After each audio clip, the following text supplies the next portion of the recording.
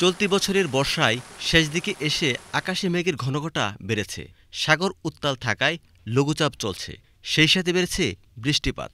আবহাওয়া অধিদপ্তর জানায়, গত ২৪ ঘণ্টায় চাঁদপুরে সর্বোচ্চ ২৫০ মিলিমিটার এবং ঢাকায় ৬০ মিলিমিটার বৃষ্টিপাত রেকর্ড করা হয়েছে।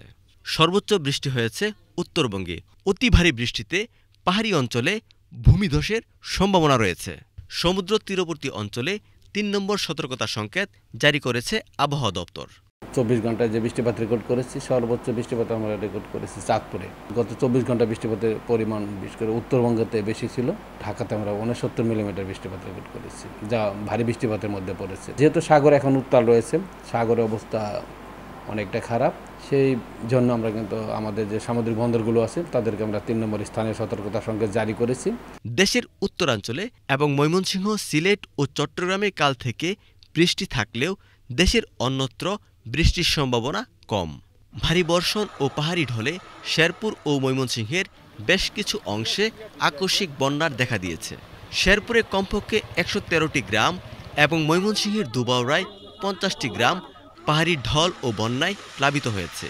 তলিয়ে গেছে ফসলি জমি, ভেসে গেছে পুকুরের মাছ, পানিবন্দী হয়ে পড়েছে কয়েক হাজার পরিবারের মানুষ। শেরপুরের পাহাড়ি নদী চেল্লাখালী, ভোগাই ও মহারশী নদীর পানি বিপদসীমার উপর দিয়ে বয়ে চলেছে। মহারশী নদীর বাঁধ ভেঙে জেনেগাতি শহর তলিয়ে গেছে।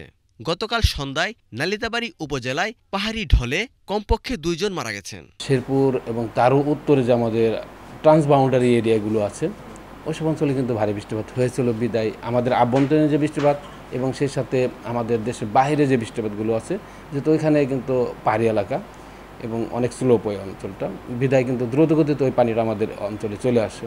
ওইসব অঞ্চলে কিন্তু ভারী বৃষ্টিপাত হয়েছে গত ২ দিন। মোটামুটি ভারী বৃষ্টিপাত হওয়ার ফলে কিন্তু বন্যা পরিস্থিতির সৃষ্টি হয়েছে।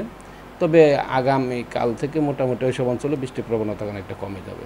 চলতি ভারী বর্ষণের মধ্য দিয়ে অক্টোবরের মাঝামাঝি সময়ে বিদায় নেবে বর্ষাকাল। মাহফুজুর রহমান, বাংলাদেশ টেলিভিশন, ঢাকা।